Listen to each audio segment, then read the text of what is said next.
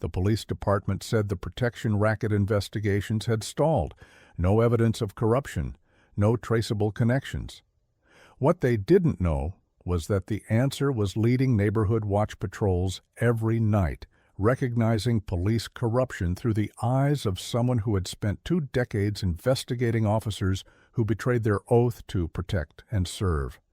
Welcome to the Human Stories. Before we begin this powerful story of police corruption and the courage to expose badge-wearing criminals, tell me in the comments, what city are you watching from today? And if you believe stories like this deserve to be heard, hit that subscribe button. These stories matter. Maple Heights had been a working-class neighborhood for 40 years, home to families who valued community safety, local businesses that served their neighbors with pride, and residents who believed that police officers were there to protect them from crime rather than become criminals themselves. The Neighborhood Watch program started 3 years ago when residents wanted to supplement police patrols with community involvement and build stronger relationships between citizens and law enforcement. Frank O'Brien had been leading the Watch program since its inception, organizing volunteer patrols, coordinating with local police, and ensuring that residents felt safe walking their streets after dark. At 62, he looked exactly like what he claimed to be, a retired security professional who wanted to give back to his community by helping neighbors look out for each other. But Frank's observation of police behavior went far beyond normal community policing cooperation. While most neighborhood watch coordinators focused on reporting suspicious activity, organizing volunteers, and maintaining good relationships with local law enforcement, Frank automatically monitored police conduct with the trained eye of someone who understood how officers could use their authority for criminal rather than protective purposes. What the neighborhood residents didn't know was that Frank O'Brien had never been a security professional. For 20 years, he'd been Captain Frank O'Brien, Internal Affairs Division, specializing in police corruption investigations, officer misconduct cases, and situations where law enforcement personnel betrayed their oath to protect and serve by using their badges to commit the very crimes they were supposed to prevent. His retirement 4 years ago had been earned through 2 decades of investigating the most difficult cases in law enforcement, cops who had become criminals. His ability to recognize police corruption patterns had been permanent. "Evening, Captain O'Brien," said Officer Martinez, one of the regular patrol officers who worked the Maple Heights beat. "Anything unusual tonight?" "Quiet so far," Frank replied, but his trained eye was already noting that Officer Martinez's patrol timing allowed him to be present during the cash pickup at Romano's restaurant, a timing pattern that suggested coordination rather than coincidental law enforcement presence. What bothered Frank wasn't the police presence itself. Neighborhood residents wanted regular patrols and appreciated officers who knew local businesses. What concerned him was the pattern of police appearances that coincided with cash transactions, the body language between officers and business owners that suggested fear rather than cooperation, and the systematic way certain establishments received different treatment than others. Over the next month, Frank found himself conducting the kind of covert observation that had characterized his internal affairs career. Not obvious surveillance, just the systematic documentation of police behavior that distinguished legitimate law enforcement from criminal extortion disguised as community policing. The pattern was becoming clear. Certain officers appeared at specific businesses during cash-heavy periods. Business owners showed signs of stress and compliance that suggested coercion rather than cooperation. And most concerning, Frank recognized the specific dynamics he'd seen in protection racket investigations. Police officers using their authority to extort money from businesses in exchange for protection from problems the officers themselves could create. "Frank," said Maria Santos, who owned Santos Market, "I've been thinking about closing the store early on weekends. The overhead costs have gotten really expensive lately." Frank had heard this exact language hundreds of times during internal affairs investigations, business owners using coded speech to describe extortion payments they were making to corrupt police officers who demanded money in exchange for not finding violations or problems that could shut down their businesses. "What kind of overhead costs?" Frank asked, though he already suspected the answer. "You know, security fees, making sure we stay in compliance with all the regulations. Officer Martinez has been very helpful in explaining what we need to do to avoid any complications." Frank's training immediately activated. Security fees paid to police officers, compliance requirements that weren't part of actual regulations, and helpful officers who explained how to avoid complications. Classic protection racket language. That evening, Frank did something he hadn't done since his official retirement. He called a number that connected him to people who still investigated the crimes he'd once specialized in preventing. Internal Affairs Division, Investigator Angela Rodriguez speaking.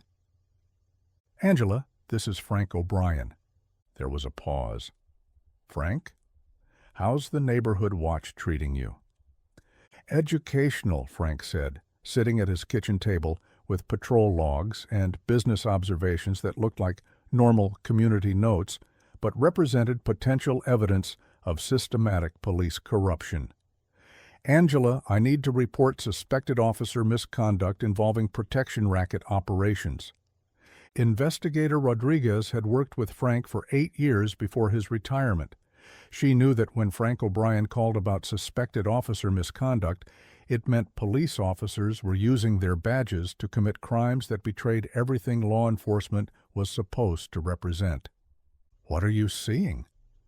Frank provided details with the precision that had made him legendary in internal affairs investigations. Officer behavior patterns, extortion indicators, timing analysis, and corruption signatures that suggested organized police criminality rather than legitimate law enforcement activity. "Frank," Rodriguez said after he finished, "will coordinate with organized crime and public corruption units. Can you maintain normal community activities while we develop the investigation?" "Affirmative," Frank said, "but they're expanding operations. Based on the business targeting patterns, they're moving beyond individual extortion to systematic neighborhood control that could affect every business in the area." What happened next was 20 years of police corruption investigation expertise compressed into the most important neighborhood watch operation of Frank's civilian life. He returned to his community patrols the following evening, not just as a neighborhood watch captain, but as an experienced internal affairs investigator conducting surveillance in an environment where corrupt officers thought their criminal activities were invisible among legitimate community policing. Over the next 2 months, Frank coordinated with Investigator Rodriguez's team to document a comprehensive police corruption network involving protection rackets, evidence tampering, and systematic extortion that was being conducted by officers who used their authority to terrorize the very community they were supposed to protect. "We've arrested 6 officers, including 1 sergeant," Rodriguez told him, during a briefing at the police station after the operation concluded. The corruption network was generating over $50,000 monthly through protection rackets while systematically extorting every cash-based business in 3 different neighborhoods. "Community impact assessment?" Frank asked. Businesses were being forced to pay approximately 20% of their revenue to corrupt officers who threatened regulatory violations, safety citations, and licensing problems if payments weren't made. Your identification of the pattern prevented what could have been complete criminal control of local business operations. The investigation revealed that the police protection racket had been operating for over 3 years, progressively expanding from individual officer extortion to organized criminal enterprises that used law enforcement authority to systematically loot community businesses.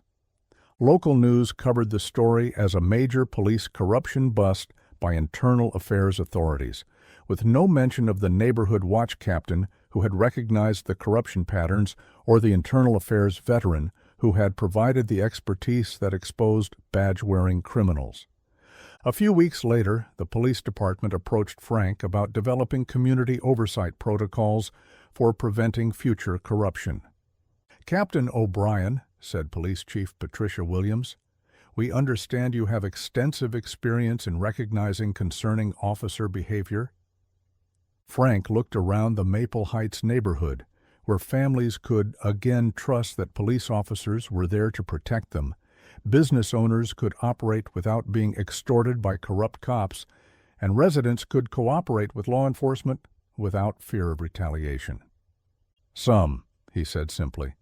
"We'd like to implement enhanced community oversight procedures to prevent future corruption. Would you be willing to help develop those protocols?" "Of course," Frank replied. "Community safety depends on making sure that police officers serve and protect rather than terrorize and exploit the people they're sworn to defend." What the police chief didn't know was that she'd just asked one of the region's most experienced police corruption investigators to design oversight systems for preventing exactly the kind of badge-wearing criminality Frank had spent his career exposing. Frank never told neighborhood residents about his internal affairs background or the police corruption networks he'd investigated. He never mentioned the protection rackets he'd dismantled or the corrupt officers he'd helped prosecute for betraying their oath to protect and serve. He just led neighborhood watch patrols every evening, coordinated community safety activities, and quietly watched for police behavior that indicated officers were using their authority for criminal rather than protective purposes. But word spread through law enforcement that if anyone noticed concerning officer behavior or suspected police misconduct, they should probably consult with the neighborhood watch captain in Maple Heights. Not officially, of course, just as a professional courtesy to someone who understood how police corruption operations worked. Every evening at 7 p.m., Frank continued his community patrols. He coordinated volunteer activities, maintained positive relationships with honest police officers, and monitored the neighborhood with the kind of vigilant observation that had kept him at the forefront of police corruption investigation for 2 decades. Most evenings, the biggest challenge was scheduling volunteers and ensuring good communication between community members and legitimate law enforcement. But some evenings, when his trained instincts recognized patterns that indicated police corruption, Frank O'Brien was exactly where he needed to be, between honest communities and corrupt officers who would use their badges to commit crimes against the people they were supposed to protect. Because that's what you do when you've spent your career investigating police corruption. You don't stop protecting communities when you retire. You just find a new way to ensure that law enforcement serves the public rather than exploiting it. And sometimes the most important police oversight in a community is provided by someone who looks like they're just organizing neighborhood safety patrols, but who knows exactly what police corruption looks like and refuses to let badge-wearing criminals operate in any neighborhood he calls home. Frank had spent 20 years investigating officers who used their authority to commit crimes against the communities they were supposed to protect. Now he spent his retirement ensuring that one neighborhood remained a place where residents could trust police officers to serve and protect rather than terrorize and exploit. The mission was the same. The corruption was the same. The only difference was that now, instead of investigating police crimes after they destroyed community trust, he was preventing corruption by recognizing the patterns before officers could establish criminal enterprises. And every evening, as families enjoyed safe neighborhoods and businesses operated without fear of police extortion, Frank O'Brien worked with the eyes and experience of someone who knew the difference between legitimate law enforcement and criminal abuse of authority, ready to protect both the community and the honest officers who truly served and protected. So the next time you see a neighborhood watch patrol, remember that the volunteer coordinating community safety might have expertise far beyond civilian observation. The person organizing your neighborhood protection might be the same person who spent their career investigating police officers who betrayed their oath to protect and serve. Have you ever met someone like Frank? Someone whose retirement volunteer work perfectly positioned them to protect communities using their professional expertise? Share their story in the comments below. Tell us about the quiet professionals who never stop ensuring that those in authority serve the public rather than exploit it. Thank you for watching The Human Stories. If this story moved you, subscribe and share it with someone who believes in protecting communities from police corruption. Because